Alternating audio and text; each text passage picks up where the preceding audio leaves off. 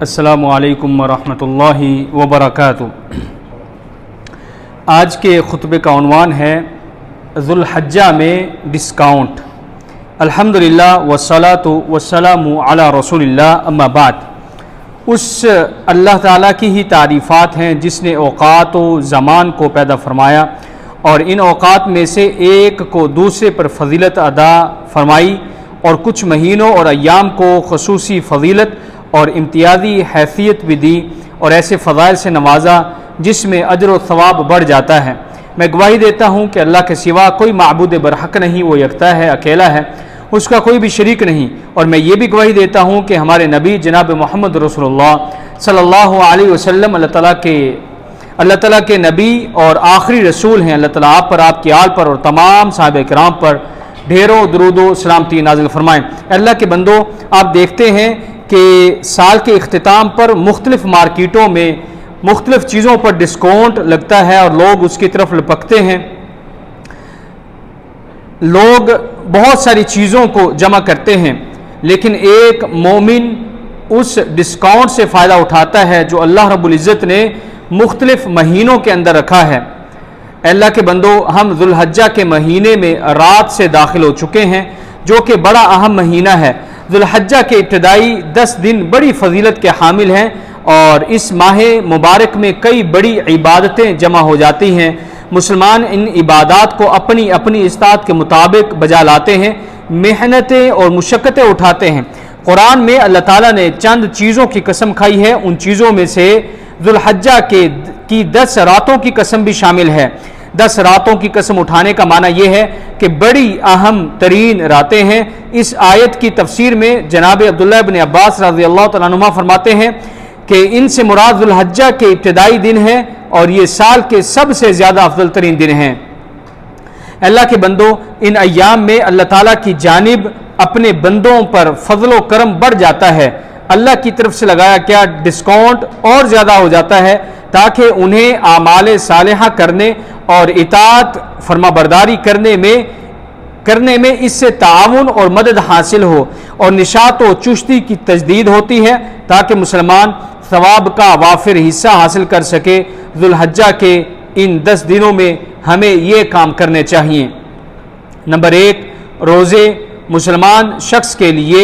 9 ذوالحجہ کا روزہ رکھنا سنت ہے، کیونکہ نبی مکرم صلی اللہ علیہ وسلم نے ان 10 ایام میں اعمال صالحہ کرنے پر ابھارا ہے اور روزہ رکھنا اعمال صالحہ میں سے ہے، سب سے افضل ترین عمل ہے، اور اللہ تعالیٰ نے روزے اپنے لیے چنا ہے، روزوں کو اپنے لیے چنا ہے، جیسا کہ حدیث قدسی میں اللہ سبحانہ و تعالیٰ ارشاد فرماتے ہیں ابن آدم کے سارے اعمال اس کے اپنے لیے ہیں، لیکن روزہ نہیں، کیونکہ وہ میرے لیے ہے اور میں ہی اس کا اجر عطا کروں گا۔ دوسرا، تکبیریں کہنا۔ ان 10 ایام میں مساجد، راستوں اور گھروں اور ہر جگہ جہاں اللہ تعالیٰ کا ذکر کرنا جائز ہے، وہیں اونچی آواز میں تکبیریں اور لا الہ الا اللہ اور الحمدللہ کہنا چاہیے تاکہ اللہ تعالیٰ کی عبادت کا اظہار اور اللہ تعالیٰ کی تعظیم کا اعلان ہو۔ مرد تو اونچی آواز سے کہیں گے، لیکن عورتیں پست آواز میں ہی کہیں گی۔ اللہ سبحانہ و تعالیٰ کا ارشاد ہے، اپنے فائدے حاصل کرنے کو آ جائیں اور ان مقرر دنوں میں ان چوپاؤں پر اللہ تعالیٰ کا نام یاد کریں جو پالتو ہیں۔ تیسرا، حج و عمرہ کی ادائیگی۔ ان 10 دنوں میں جو سب سے افضل اور اعلیٰ کام ہے وہ بیت اللہ کا حج اور عمرہ کرنا ہے، لہذا جسے بھی اللہ تعالیٰ اسے اپنے گھر کا حج کرنے کی توفیق عطا فرمائے اور اس نے مطلوبہ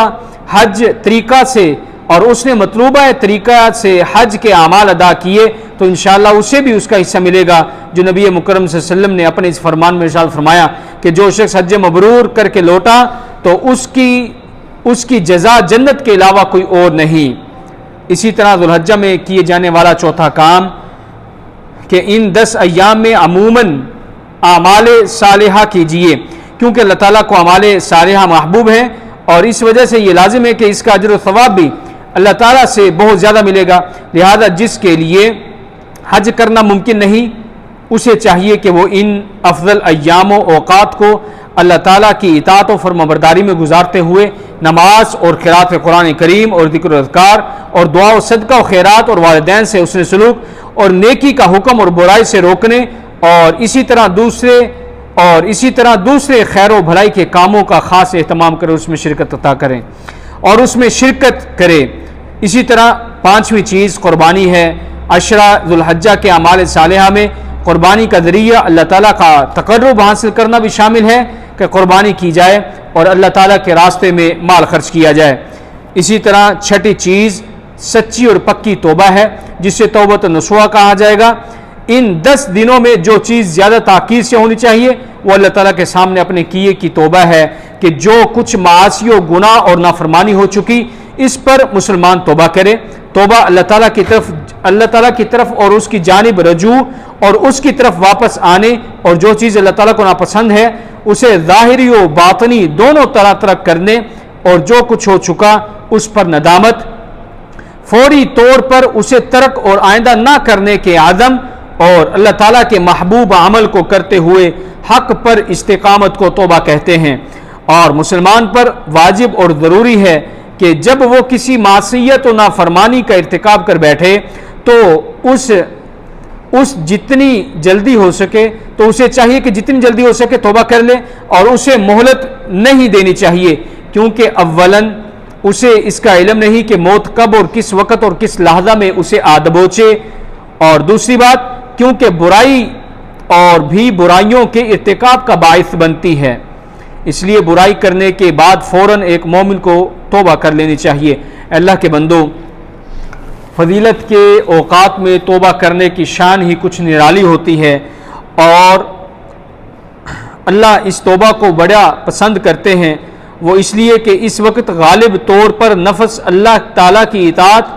اور فرما برداری کی طرف راغب ہوتا ہے اور خیر و بھلائی کرنے کی خواہش ہوتی ہے، جس کی بنا پر اعتراف گناہ اور ندامت کا اظہار اور احساس بہت جلد پیدا ہو جاتا ہے، وگرنہ توبہ تو ہر وقت اور ہر زمانے میں واجب اور ضروری ہے۔ اور جب کسی مسلمان میں اعمال صالحہ اور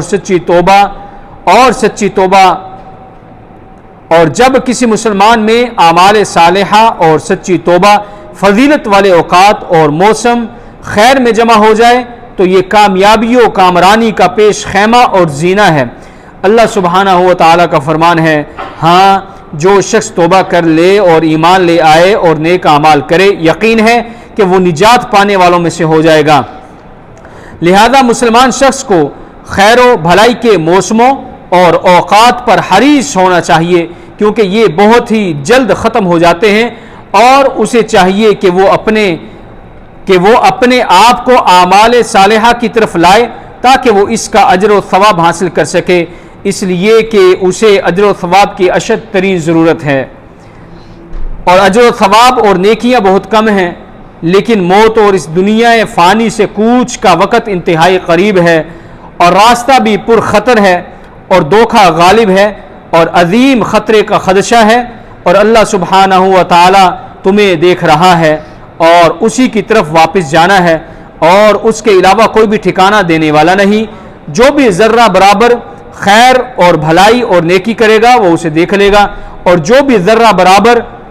برائی اور شرکا اور اللہ کے ساتھ کسی کو شریک کرے گا تو اس کو بھی وہ قیامت والے دن دیکھ لے گا۔ اے اللہ کے بندو، اس فرصت کو غنیمت جانو اور ان عظیم ایام میں اعمال صالحہ کر لو، اس کا کوئی عوض نہیں اور اس کی قدر و قیمت کا اندازہ نہیں لگایا جا سکتا۔ جتنی جلدی ہو سکے اعمال کر لو، امیدوں اور خواہشوں کے پورے ہونے میں حائل ہونے والی موت سے قبل، اور اس سے قبل کہ وہ اپنے اس گڑھے میں اپنے اعمال کے ساتھ قید کر دیا جائے، کیونکہ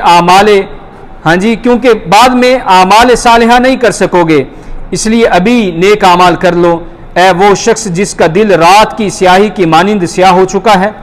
کیا تیرا دل روشن اور نرم نہیں ہونا چاہتا؟ اور کیا وہ نرم نہیں ہو سکتا؟ کیوں نہیں ایسا ہو سکتا ہے؟ آؤ اس عشرہ ذو الحجہ میں اپنے رب اور مولا کی رحمت و فضل کے جھونکے سمیٹ لو، کیونکہ یہ ایسے جھونکے ہیں جسے یہ پہنچ جائیں وہ شخص سعادت مند ہو جاتا ہے، اور یہ پہنچتے بھی اسے ہی ہیں جسے اللہ تعالیٰ چاہتا اور وہ قیامت کے دن سعادت مند ہوگا۔ اللہ تعالیٰ میرے اور آپ سب کے لیے قرآن مجید کو خیر و برکت والا بنائے، مجھے اور آپ سب کو اس ذکر حکیم سے مستفید ہونے کی توفیق عطا فرمائے۔ سبحان ربک رب العزت عما یصفون وسلام علی المرسلین والحمد للہ رب العالمین۔